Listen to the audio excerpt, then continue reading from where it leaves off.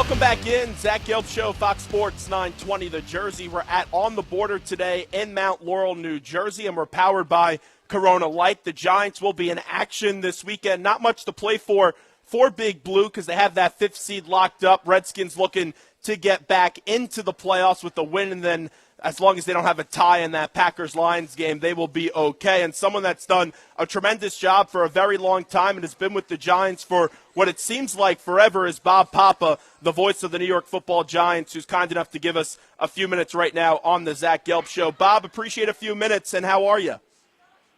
Zach, doing well. Happy New Year to you and your listeners. Well, thank you so much, and we do wish you a Happy New Year as well to you and your family. Real quickly, though, just because we have so many football fans in this area and there are 3 different teams, you've seen the Eagles twice this year. The Eagles are in that rebuilding process, have the right quarterback in Carson Wentz. What are your impressions on the Eagles during this season and what they have to do moving forward? Well, I mean, look, they got problem number 1 solved. They've got a quarterback because Carson Wentz is going to be a fantastic player, and they got the right head coach to groom him and help him mature. So that is the piece number 1. When they have their full offensive line healthy, and obviously that Lane Johnson suspension definitely hurt, they can be pretty good offensively. They got to get a wide receiver, though, that's going to catch the ball on a regular basis. I've watched too many of their games this year where they just drop the ball at inopportune times, and it's kind of short-circuited what they do. Again, secondary help, they could use some help there and bolster their defensive side of the ball. But, if you're an Eagles fan, you have to be encouraged. And if you go back exactly 1 year to the firing of Chip Kelly and sort of the sweeping changes within the organization, the Eagles are headed in the right path, that's for certain. And the big question is, when you have all these moves that need to be made, you don't want a situation like Indianapolis when they don't surround the quarterback with the right pieces. Is your confidence level high in Howie Roseman? Yeah, I mean, I think Howie Roseman knows what he's doing. He's got a plan. He's got the owner's trust. And look, he was part of that move to go get Carson Wentz. So I think that they're in a good spot right now, and as long as everybody stays on the same page, they have an opportunity to sort of build what they once had with Joe Banner and with Andy Reid and all those 10-win seasons and division titles that they had in Philadelphia. Bob Papa with us right now, the voice of the Giants. Let's talk about Big Blue, a very successful year number 1 for Ben McAdoo. He had a big decision this week, and it sounds like he's going to play his guys in a game that basically means nothing for the Giants. Do you think it's the right decision, Bob? And also, how long do you think those starters will go for? Well, it's interesting because you can make a decision, and it can sound like, we're going to play our guys. But let's take a look at the injury report on Friday, and let's take a look at the injury report on Saturday and who's nicked up, because anybody that's nicked up is probably not going to play. And then how long does he keep his starters in the game? That's the next question. I mean, look, the Giants have had some protection issues all year long. The Redskins get after the quarterback very well. They've got 37 sacks. They have a sack in all 15 of their previous games. If Eli Manning starts taking shots, you can rest assured he's coming out of the game. I don't care how much McAdoo says they want to play to win the game. He's going to be smart. I can't see Odell Beckham Jr. playing 60-something offensive snaps in a game that means nothing. So the mindset is start your starters, go play hard, but let's face it, he's not keeping these guys in the entire game because potentially they could have a short week.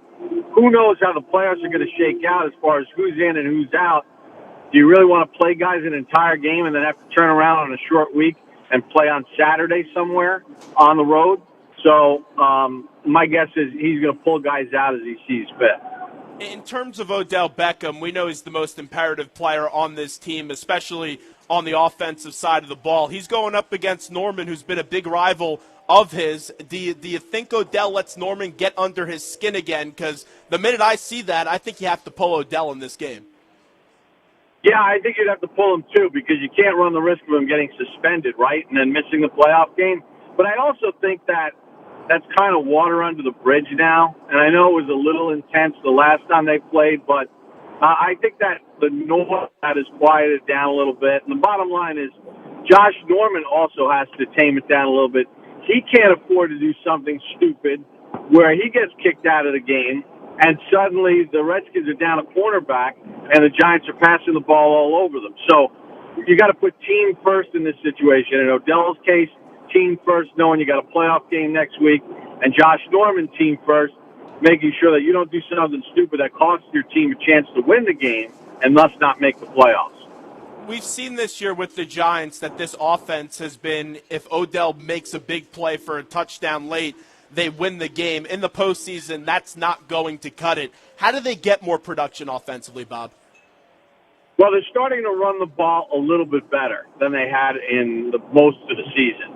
But there's just too many plays to be made that they're missing. I mean, they got guys open against Philadelphia late in the game, but the protection breaks down. Even on that last interception Manning threw, and the pass intended for Will Tye that floated, that ball was supposed to be driven in there, but Manning got, sandwiched as he released the ball, and it caused it to sort of float in the air.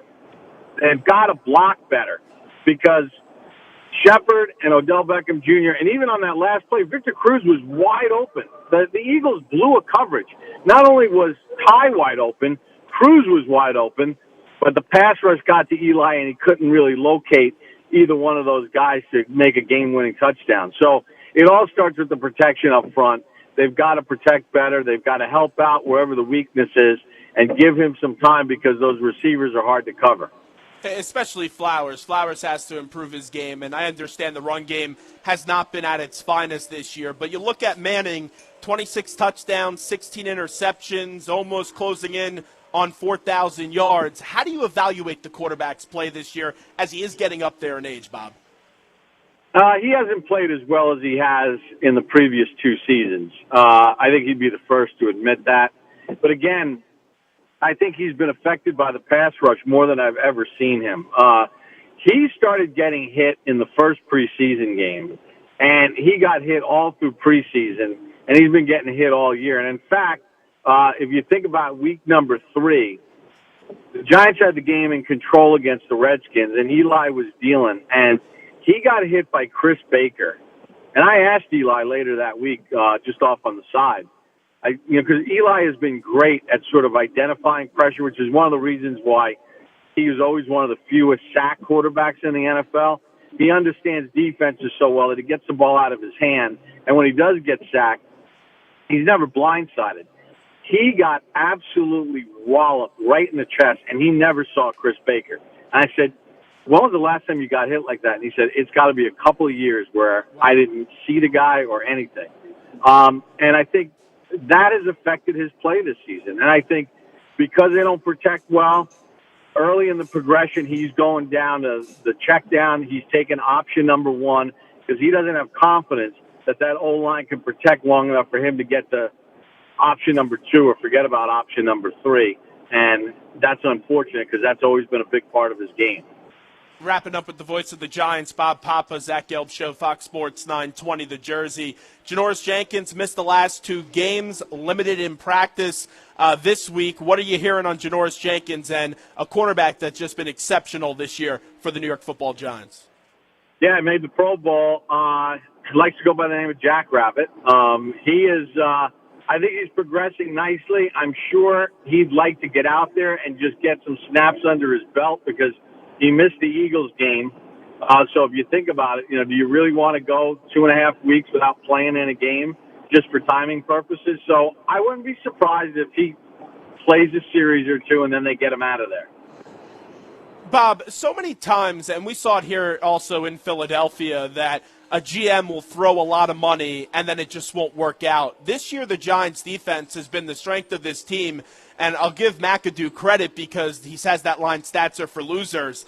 They're playing a whole lot better than what the total defense numbers indicate. They're one of the best secondaries in the league. Just how did this work out? Because you see a lot of times where teams throw money at people and then it doesn't always work out with this defense. They brought in guys with high character, and that's really the difference here. Damon Snacks Harrison hasn't changed one bit since signing his contract. Olivier Vernon has played 96% of the defensive snaps this year and played through a bad wrist injury that he hurt in week 1.